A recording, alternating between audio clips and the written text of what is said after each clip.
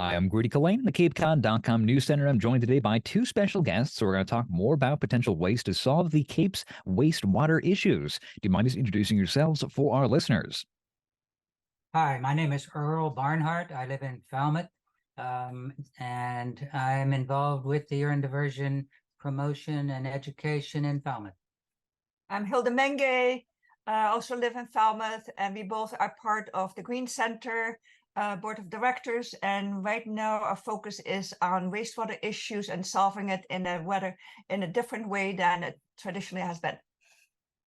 All right, awesome. Yeah, it's definitely so. There's been a lot of talk about the wastewater issue on Cape Cod and the water quality, the diminished water quality for the Cape and Islands region as of late. Title V septic regulations have been updated by the state to kind of enforce that towns can start working on sewer if they're not already, or for people living nearby sensitive watersheds, just individual residents might have to upgrade their septic systems if their town's not applying for a watershed permit, proving that they're working on sewer or some other community-based solution. That is a potential cost of about $30,000 or more to upgrade those septic systems. But you guys are trying to basically find another solution of another potential tool in the toolbox.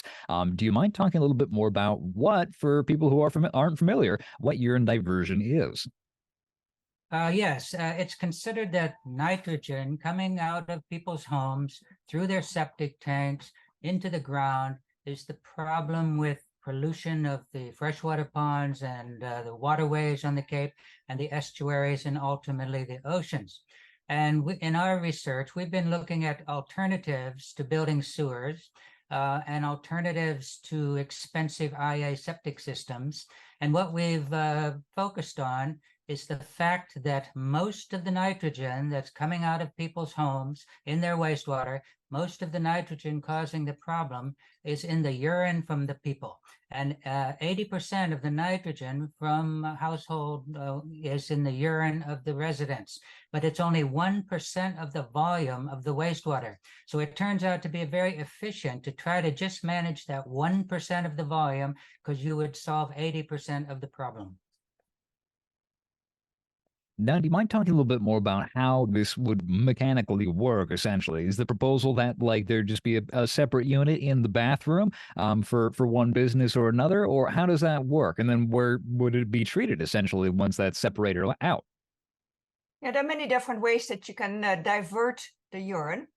There are toilets that are made to have two compartments, and the front compartment is for the urine and the back compartment is for the solid waste, paper and human solid waste. That is what probably will appeal to the majority of people. But there are other ones that, and so that would mean there's a flush toilet component for the solids, but not for the necessarily for the urine. And the urine then is diverted to a separate tank, usually in the ground outside, but could also be in the basement. And then there's a hose from the basement container to the wall outside, very much like an oil tank, but the other way around. And somebody will come on a yearly basis to pump it out and bring it to a place which they call urine depot, where it gets pasteurized. And from there, it's ready to go to be used as fertilizer. So that is one way. And there's many different kinds of ways to divert the urine. But that's one option. Another part of it is that the volume you're talking about is not that great. A single person produces 120 gallons of urine in a year. So if a pumping service came around and removed that amount once a year, that would take care of the problem. We envision that the urine would be removed by a service and taken to a place where it is made safe to use for agriculture. And then it would be used in agriculture, maybe off the Cape, in hay fields and hay farms and pastures and cornfields by farmers. This is done in Vermont now. And it's done in Europe quite extensively. It's getting more and more attention there because we are not the only ones running into this wastewater problem. Water pollution is now global. Most of it caused by human waste. And there are places actually in the States, but also in Europe and elsewhere where they can no longer build anymore because there's no place to put the waste.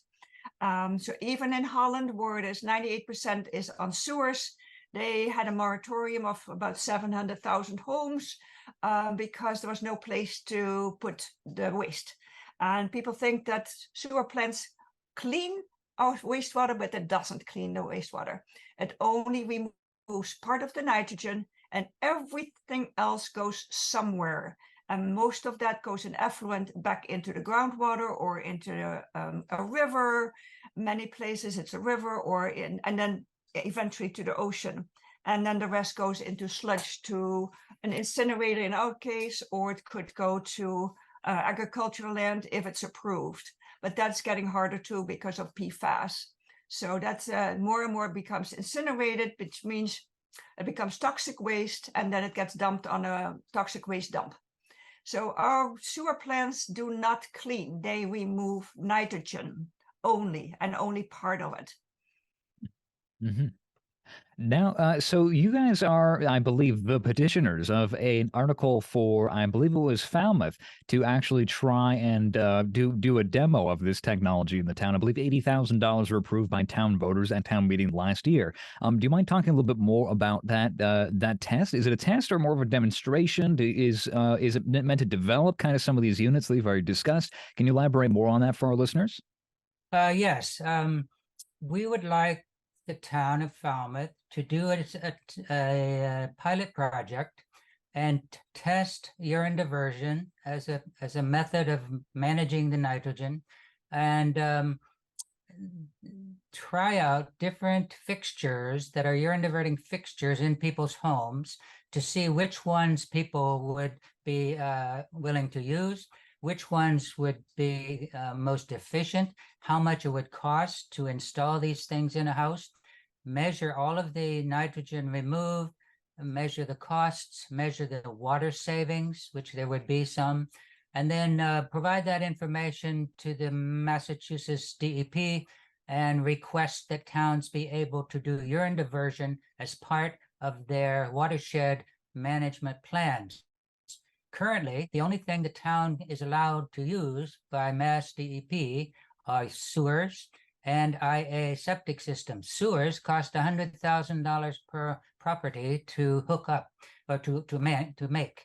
IA septic systems cost $30,000 to $80,000 to install. Urine diversion technology infrastructure seems to cost about 1/10 as much as a sewer or the IAs. So the cost would be much reduced, and the town could save a lot of money if this worked well and if the DEP allowed towns to use it.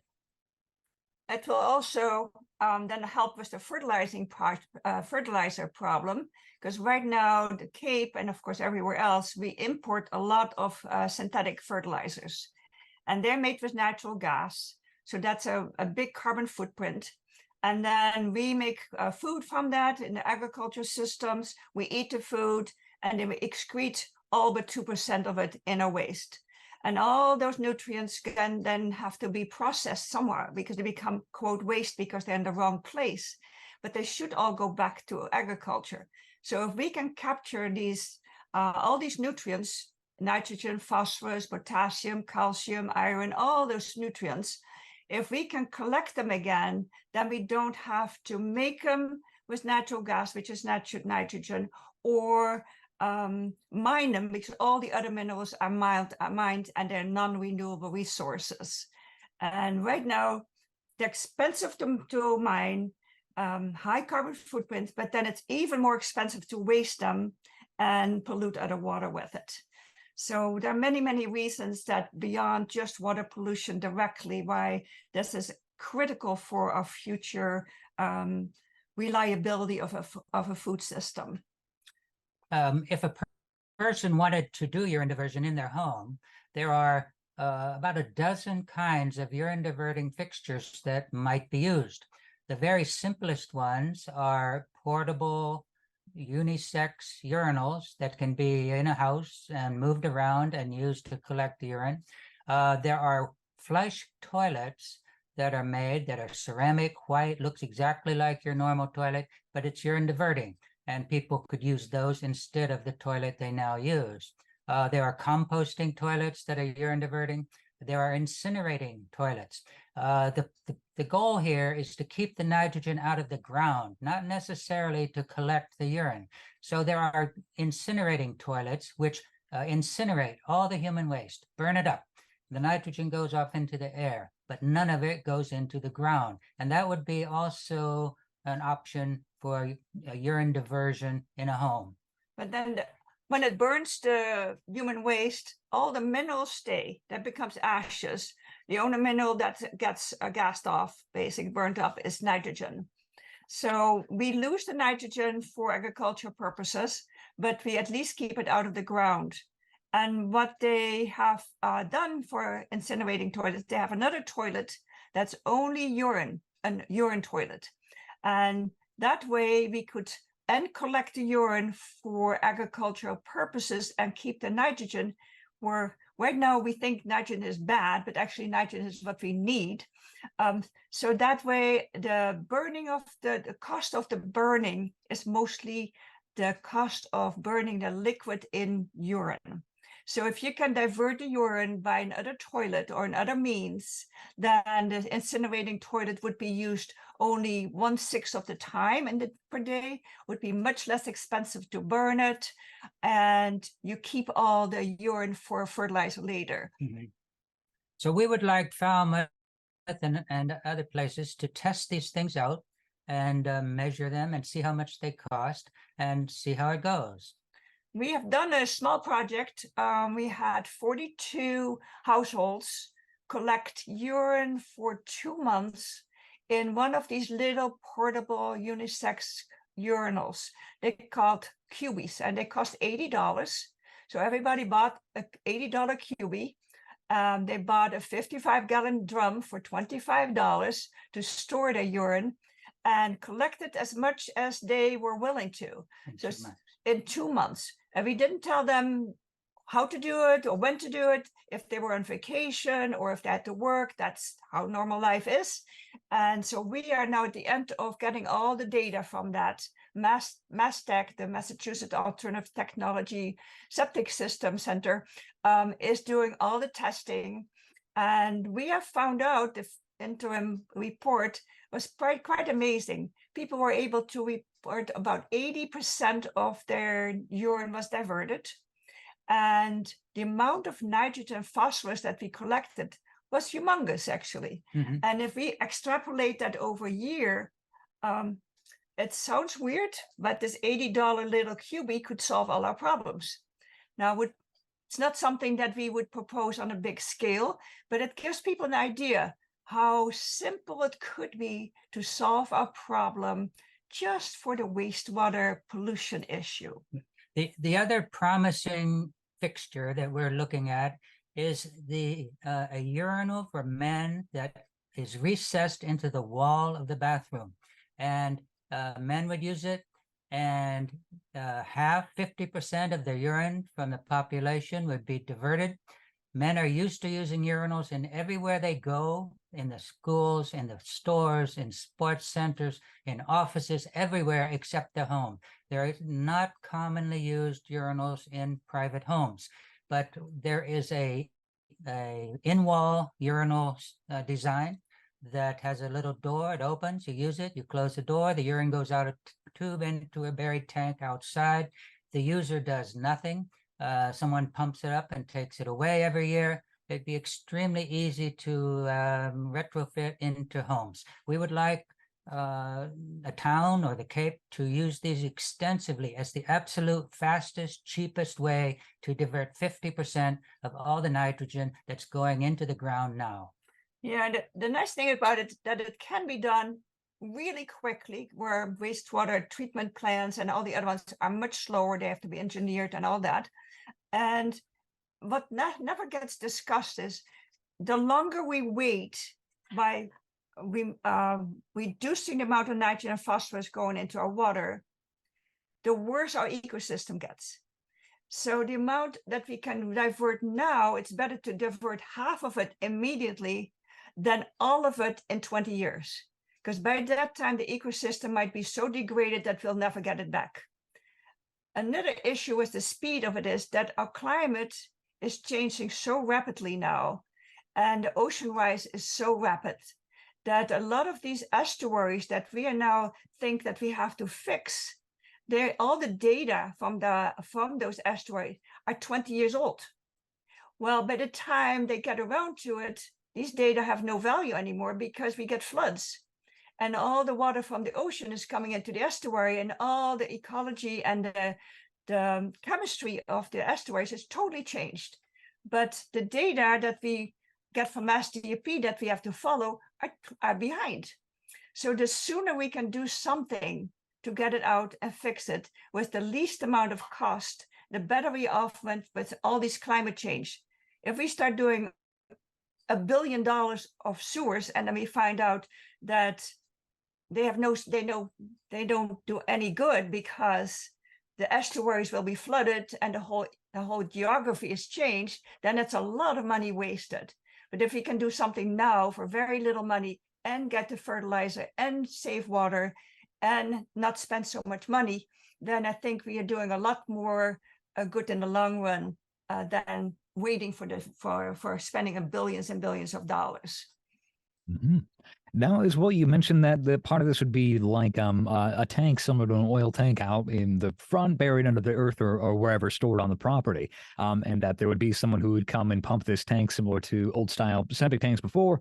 But I can't help but be reminded of like the issue with like the last mile connection for like a fiber optic connection. It turns out that it's very expensive to basically provide these services. Do you really think that there is a desire there from a standpoint of an entrepreneur who would want to fill that niche? Do you think that was something that would be privately run, or do you think that would have to incorporate something from like the town or the state, or maybe some at first and then a little bit of the other later? How do you think that gap will be filled?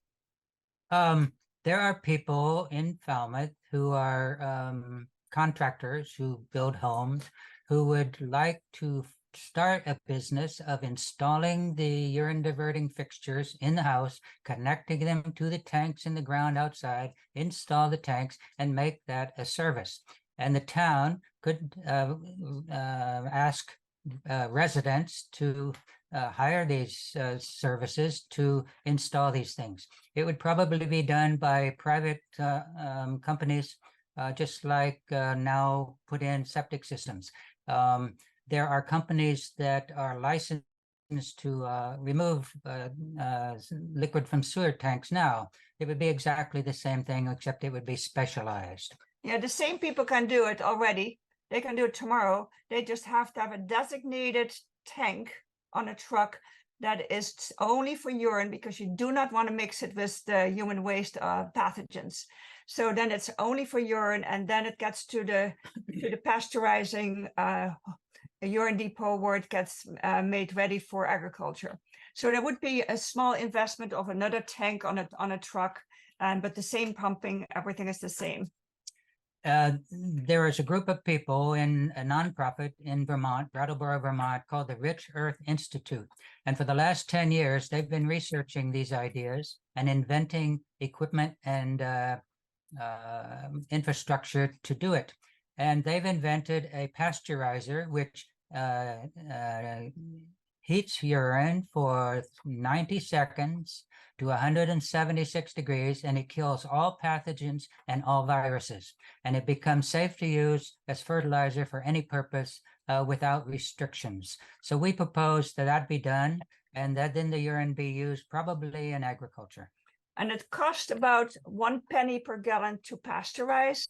So a person's urine to pasteurize costs about $1.20 per year. $1.20. So the cost is like nothing.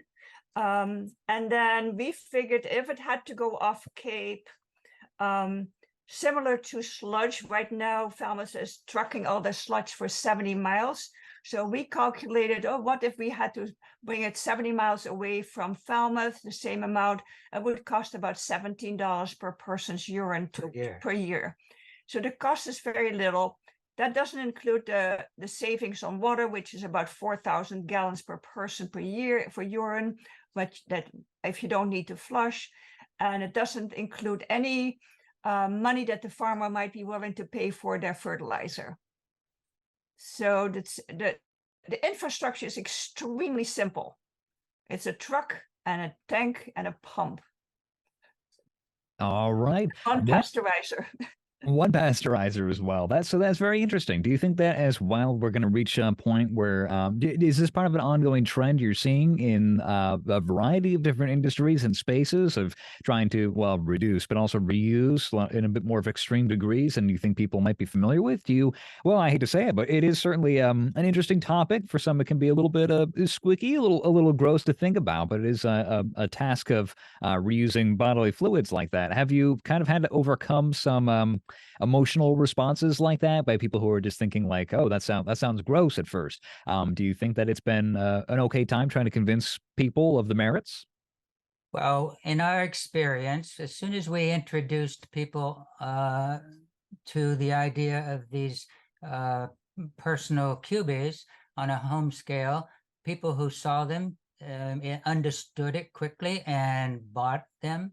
And once they start using them, they really like it, and they keep using them. So it's a voluntary decision to whether you would want to do this or not. Many people immediately see the value and have no problem at all. Some people have no interest at all. It's unclear in the long run what fraction of the population would do this voluntarily.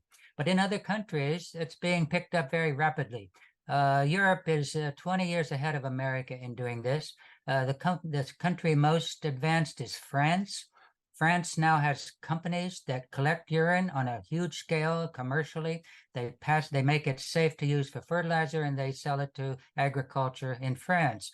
The city of Paris has committed an entire city block to urine diverting toilets in apartment buildings. And they're going to collect the urine, make it safe to use, and use it on all of the public land in the city of Paris. They also have tried to figure out how to not pollute the rivers in France. So they are now subsidizing new developments of homes and houses and apartments, 80% of the cost if they would be urine diverting. And they are absorbing and accepting these things and including them into the national strategies of water, wastewater management right now. That's what we hope, that our towns should do the same thing, because it's so infinitely cheaper and environmentally so much better. And also the greenhouse gases from sewer plants are so humongous that we avoid all those, that we think that the towns should just pay for it like they do with taxes they pay for sewers. And then the homeowner might have to pay a portion, but right now that portion is quite large. It's going to be much larger for them to hook up to a sewer and the sewer fees than it will ever be for any urine diversion.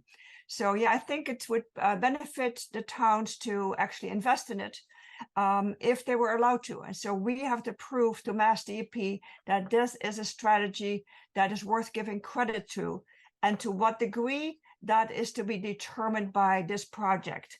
Would it be 80%? Would it be 50%? What kind of credit would they give us, so that they can figure out how many houses would have to do this to avoid X number of sewers or IAs? There's another Cape Cod trend happening that encourages this idea, and that is people living around freshwater ponds now find that their ponds are starting to have toxic cyanobacteria in the summer, caused by higher temperatures and nutrients in the ponds.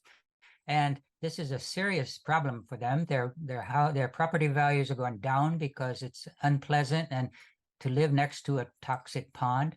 And the town's wastewater management activities tend to only concentrate on the coastal saltwater estuaries. They have no mechanism in place now to help the people around freshwater ponds, and they see this urine diversion as something they could do even on their own, privately, voluntarily, to protect their ponds while waiting for the towns to get around to possibly helping them in other ways. Yeah, and the interesting part is that if the town would invest, or people, in all the upper parts of an estuary, like all the freshwater ponds. If they would clean all the freshwater ponds, they eventually end up all in the estuaries. So then they don't have to sewer the estuaries as much, because all the human waste flows downwards to the coast. So if we do right now, they're focusing only on the densely populated areas near the estuaries, but all the stuff keeps coming in from the top, and they're not focusing on that because that's too expensive, because people don't live near each other. So, but if people actually did that, then the estuaries become cleaner and they didn't have to sewer as much. So even if they spent half the money that they now put on sewers onto all these people on the around ponds, they would clean and the estuaries and all the freshwater ponds for the same amount of money, and save water and make fertilizer and not have the greenhouse gases. So there's like so many advantages to it, but it's a new way of thinking, because they never ever thought about urine. They never realized that that was 80% of all the nitrogen. And so that is now more and more towns starting to realize it, as they have basically no options to clean all these waterways. Yeah, it's definitely going to be an ongoing struggle, essentially, for the Cape and Islands region in the coming years. A lot of these plans are 30-year plans, with a lot of the water permits going to take even longer to go through. I think they'll have to renew a couple of times as well for some, since they're only for technically 20-year spans. But as well, I'm afraid we're about coming up on time for this conversation. But is there anything else you wanted to highlight more about how people can learn more about this topic, or some other issues or challenges that you guys have come up against that you wanted to respond to now while I still have you?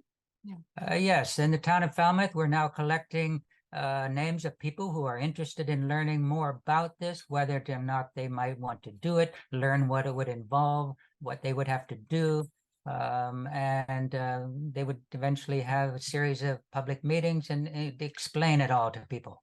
And now we have other towns first, their neighbor towns, Mashpee, Bourne, and Sandwich.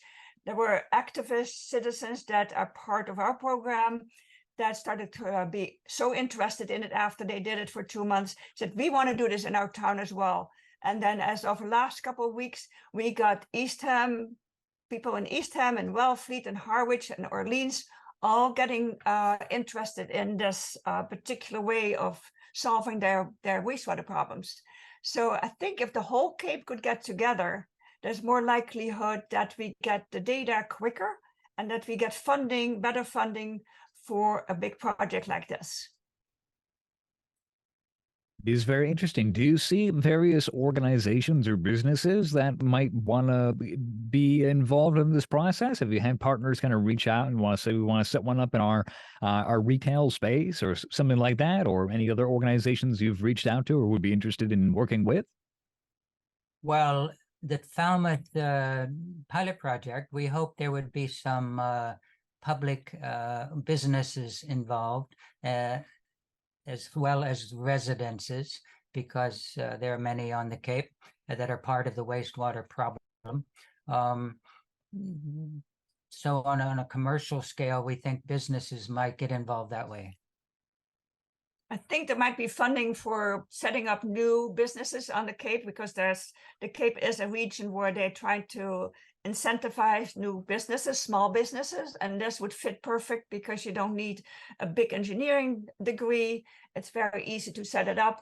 So I think when we brought it up, we already have 2 people within a short time said, I want to do this, and it hasn't even been put out in the public domain because it hasn't started yet. But I think it would be a really good small business venture for many people. All right, awesome. Thank you both for joining me for this conversation. I really appreciate it. It's been great to learn more about this initiative. Thank you very much. Thank you very much. I'm Grady Collane, and this has been Sunday Journal with CapeCod.com News Center.